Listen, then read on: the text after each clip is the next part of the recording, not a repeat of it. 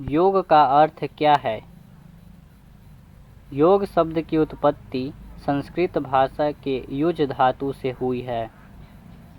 इसका अर्थ होता है जोड़ना या मिलाना, अर्थात हम कह सकते हैं कि आत्मा को परमात्मा से मिलन करवाना ही योग कहलाता है।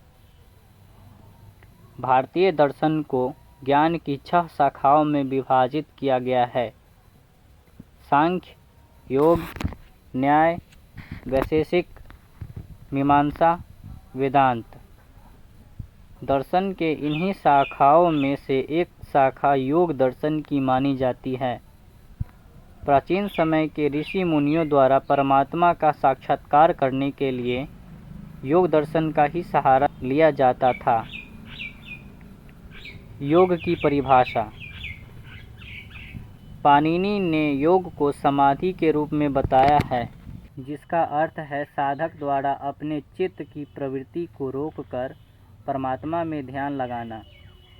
श्रीमद् भागवत गीता में योग को कर्म से जोड़ते हुए कर्मों की कुशलता को योग कहा गया है। योग दर्शन का इतिहास कैसी है, क्या है? भारत में योग दर्शन की शुरुआत काफ़ी प्राचीन मानी जाती है। सिंधु घाटी सभ्यता से ही हमें मुहरों पर योगासन मुद्रा में बैठे योगियों की मूर्ति मिली है, जिससे यह अनुमान लगाया जाता है कि उस काल में भी योग की परंपरा प्रचलन में होगी।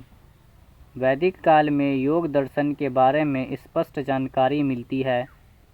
इस समय शास्त्रों और वेदों के साथ साथ योग की भी शिक्षा दी जाती थी। योग दर्शन का विकास महर्षि पतंजलि के द्वारा किया गया। पतंजलि ने अपने योग सूत्र में योग के 8 अंग बताए हैं: यम, नियम, आसन, प्राणायाम, प्रत्याहार, धारणा, ध्यान तथा समाधि। प्राचीन काल और मध्यकाल में योग का काफ़ी प्रचार प्रसार हुआ और आधुनिक काल आते आते भी इसके प्रचार प्रसार का कार्य चलता रहा। आधुनिक काल में परमहंस योगानंद, अरविंद घोष, महात्मा गांधी जैसे योगियों ने योग को विश्व पटल तक पहुंचाने का कार्य किया। 2015 में योग को अंतर्राष्ट्रीय स्तर पर मान्यता मिली और अब हर साल 21 जून को योग दिवस के रूप में मनाया जाता है। योग के क्या क्या महत्व हैं? योग के निम्नलिखित महत्व हैं। स्वास्थ्य के लिए लाभकारी है। 1.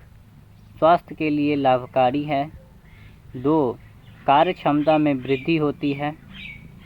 3. इससे मानसिक लाभ होता है, इत्यादि।